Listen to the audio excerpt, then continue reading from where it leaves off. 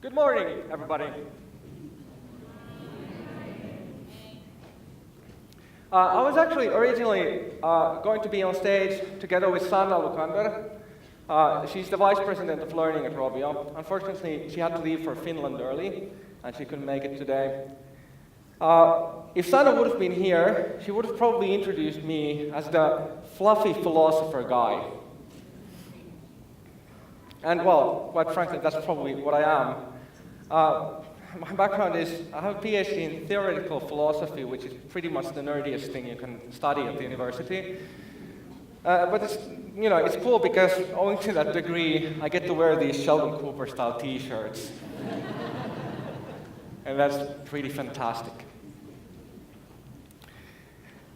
3.5 years ago, Sanna started working at Rovio, at that time as the Vice President of Book Publishing. And Angry Birds had just been downloaded more than 1 billion times, being by far the most successful entertainment product ever made in the history of humankind. Right now, I think the up-to-date download figure is 2.8 billion. So it's almost 1/2 of the entire population of our planet. That's kind of crazy. But Sanna, she has a background being a Montessori teacher. And when she started working there, one of her first thoughts was, with all this success, with all this engagement that Angry Birds is generating, couldn't you do some greater good than just generate mean profits? So she started thinking about how could you leverage Angry Birds in learning. And we started working at around that time, thinking this through. Now I have to say one thing for Sanna. She's an amazing person. It's been absolutely mind-blowing working with this mad genius almost. And when she started doing this, the first thing she decided was not to create an app that asks you how much is 2 + 2, and then slap a bird on it and say that this is a learning app from Angry Birds. So she really wanted to do her homework. So we dug deep into what's going on when we learn, what's going on when we play a game, how could you merge the two? How could you create an amazing learning game? And it turns out that it's really, really hard. Actually, if you go to the iOS or Android App Store and search for an educational app or a learning game, out of the thousands of titles there, maybe 4 or 5 are any good. It's really, really difficult to create a great learning game. Now, this actually reminds me of something. I was kind of like, because I get really nervous when I have to speak publicly, and I was kind of scared that I'll forget this, but fortunately I didn't. Because yesterday, something really, really perplexing happened. My mind is still reeling over this event, and I don't understand that. Well, luckily, for a philosopher, it's more interesting to have a cool question than a cool answer, so I'm still trying to figure this thing out. But here's what happened. We had 2 workshops in the afternoon about learning game design. So we created this idea with Sanna, that maybe we could introduce the design principles that we employed with Rovio and with other companies in creating these learning games, and then see what you guys could come up with. And I was like, if I'm being perfectly honest, I was expecting something like, if you take a look at a typical learning game, it's like 2 + 2 with a rabbit. So this was my kind of level of expectation.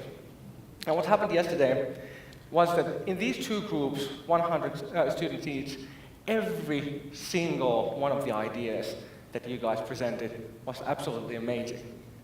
And I'm saying amazing on the level that I've worked with some of the best game designers on the whole world. And these ideas that I heard yesterday were better than 90% of the ideas that I've ever heard from professional game designers.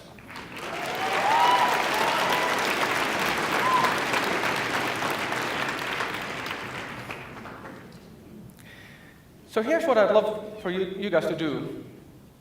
Because this is really, I'm still trying to figure this out, and I really love those ideas. And it might be, I don't know what I can do with them, but some of them, there are ideas about biology and creativity and physical exercise and the world peace. And if I may ask you guys who were at the workshops, you can see my Twitter handle there. It's a bit long, it's a bit difficult. I'm sorry, I come from Finland. But if you could maybe tweet some of those ideas that you came up, because I wasn't able to write them up, I wasn't able to get you guys emails, so just tweet me, I'll get back in touch with you guys, or if you want, you can use the EF app to message me. So that would be fantastic. Okay, that being said, we did a lot of research on how learning games could be built. I wrote a book called Learning as Fun. You can pick it up as an ebook from Amazon. If you want a hard copy, it's available in Finnish and Korean. So if you happen to read in one of these languages, be my guest. I have absolutely no idea what the Korean translation says, by the way. And we discovered amazing things. We discovered, for example, what Nikhil was talking about is spot on. The way we work at schools right now, the schools are broken beyond all repair. Sorry about that. I mean, actually, when we started, we had this idea that we need to gamify or funify learning. But that's not true at all. Learning in and of itself, when it happens, is one of the most amazing experiences we can have as human beings. Think about those aha moments when you figure something out that's been going on in your head for a long time. Think about that when you really throw yourself at a challenge. I'm going to find out the answer to this question. When you get that feeling of flow, that sense of mystery, that sense of awe, that's when learning actually happens. Learning doesn't happen when you put people in rows, ask them to sit quietly, and then put somebody in front of that row that goes on droning 45 minutes or 90 minutes at a go about something that they don't care one single bit about themselves.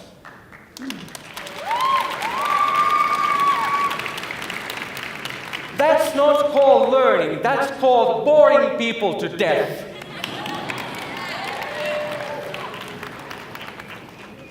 So we don't need to funify learning, we don't need to even gamify learning, we just need to rediscover the fun of learning. There's a great quote by the most famous philosopher in Finland, Esa Saarinen. He once said, "The world is full of enthusiastic people with fire in their eyes. The problem is that unfortunately, most of those people are under 7 years old." But it doesn't have to be that way. Like Ken Robinson said yesterday, that creativity, that fire is in all of us. We just need to light it up, we just need to kindle it.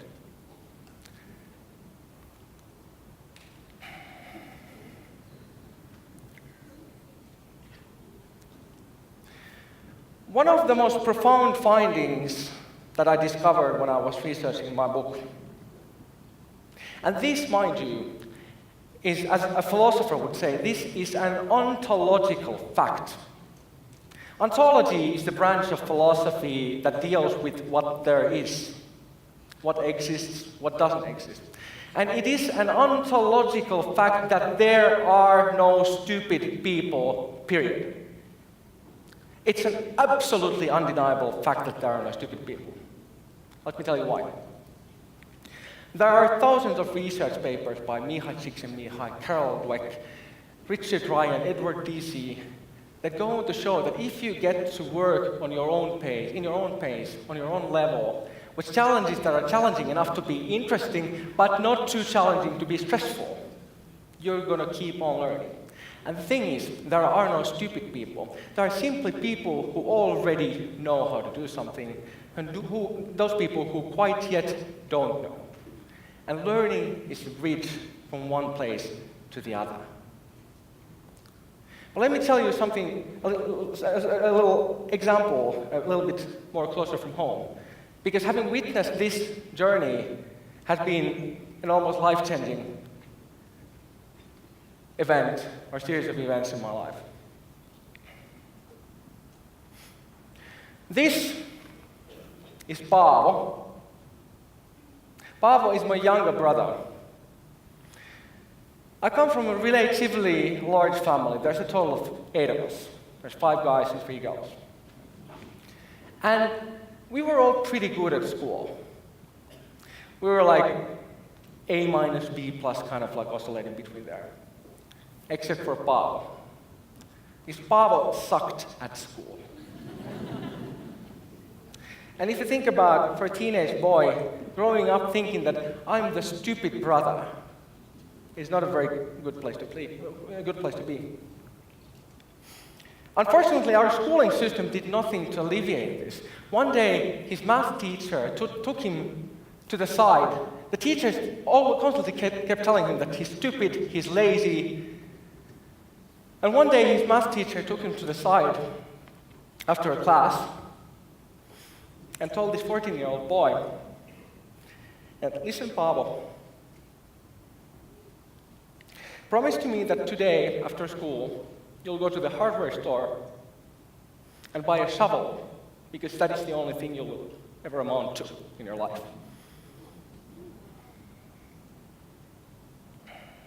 And my brother was completely devastated.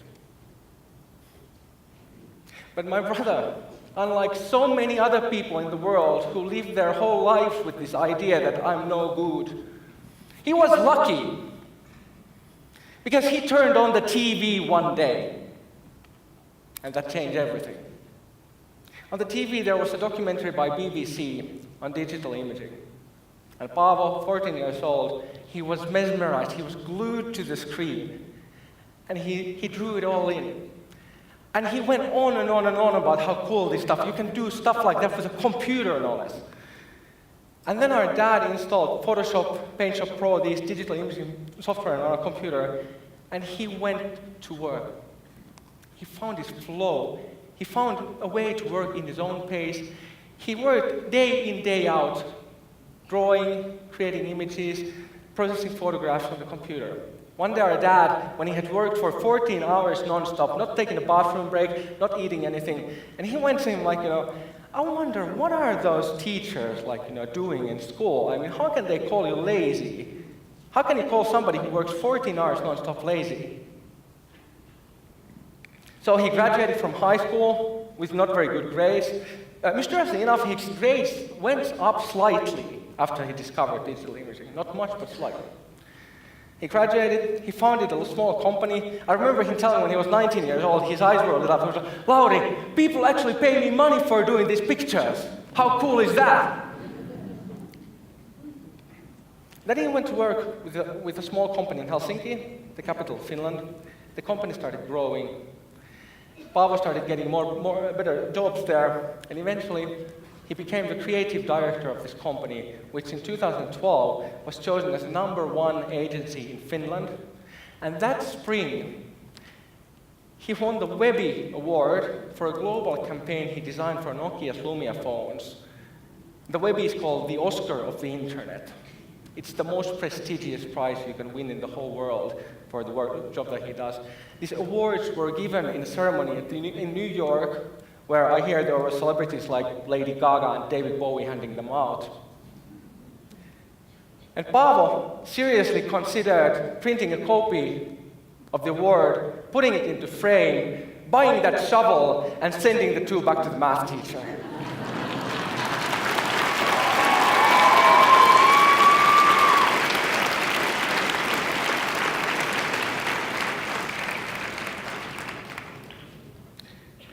There are no stupid people. There are simply people who already know and who quite yet don't know. Okay, I'll say one more thing and then I'll stop. I believe we are at the brink of a revolution, at the brink of a fun learning revolution.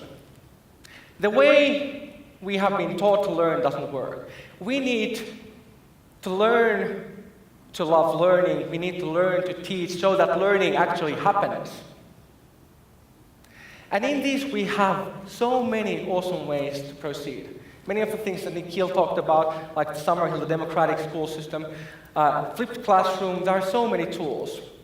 I think still one of the best ways to create fun learning is to have a teacher who really loves what they talk about. If you have a teacher who has that fire in their eyes, that's one of the most awesome things to listen to.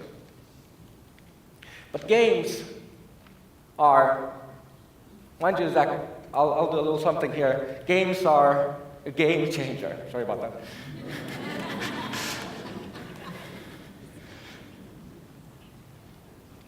Because with games, you have all that you need for substantial learning. You have intrinsic motivation, you have flow, you have challenges that make sense to you, you have challenges you want to tackle. Games are, like Jane McGonigal said, they're hard work you want to do, they're voluntary hard work.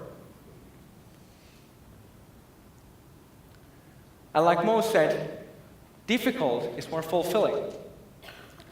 And games get us there automatically.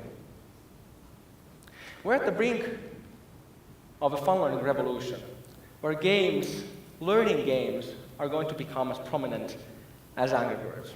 Now, I'm not saying this is going to happen through Rovio. I can see many companies in the world vying for this.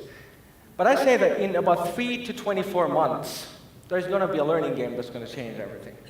And what I mean by changing everything is that the way we will start learning will be something that we haven't been able to dream upon. We'll be able to learn quantum physics or algebra or strange languages just by playing a game. Well, when I started researching for my book, I thought that this was kind of a tall order. It doesn't sound very realistic, does it? But then, after doing the research, I realized that all the theoretical research backs it up. There's neuroplasticity, the way your brain works. There's the growth mindset research of Carol Dweck. There's the flow research of Csikszentmihalyi and so forth. But that wasn't enough. I mean, okay, so it works in theory, so what? But then, I did what every self-respecting mad scientist would do. I started experimenting with my children. And I took about 50 of the learning games that I thought were any good. I installed them on their iPad and gave them the iPad. No instructions, nothing. I wanted to see how they figured out, what they do with them. And they started playing the games, and one of the games that they enjoyed most was this game over here called Dragon Box. It's by a very small Norwegian studio called We Want to Know. And one day, in the summer of 2012, I saw my 3-year-old son Lucas sitting on a sofa playing this game. His eyes were on fire. He was like completely drawn into it. He goes, Dad, come see what I'm doing. And I'm like, I wonder, what is he playing there? And I sat down next to him and I almost fell off the sofa immediately when I saw what this kid was doing. My 3-year-old son was cracking algebra, solving equations with more than 4 parameters in them.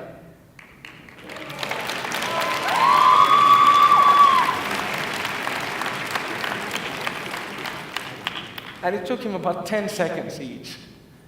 And I can't do anything like that myself. These guys, they've been able to verify these results with 46,000 children in Norway and in Washington State in the United States. So check it out if you have an Android or iOS phone. You should just to see what the future of learning looks like. Because the future of learning is fun. We visited the White House last fall with Peter Westerback, the mighty eagle of Rovio. And the event that was geared towards leveraging games in educational learning ended with the director of the Office of Education Technology in the White House saying the following words, which I believe are absolutely true. We win when learning and fun are indistinguishable. Thank you very much.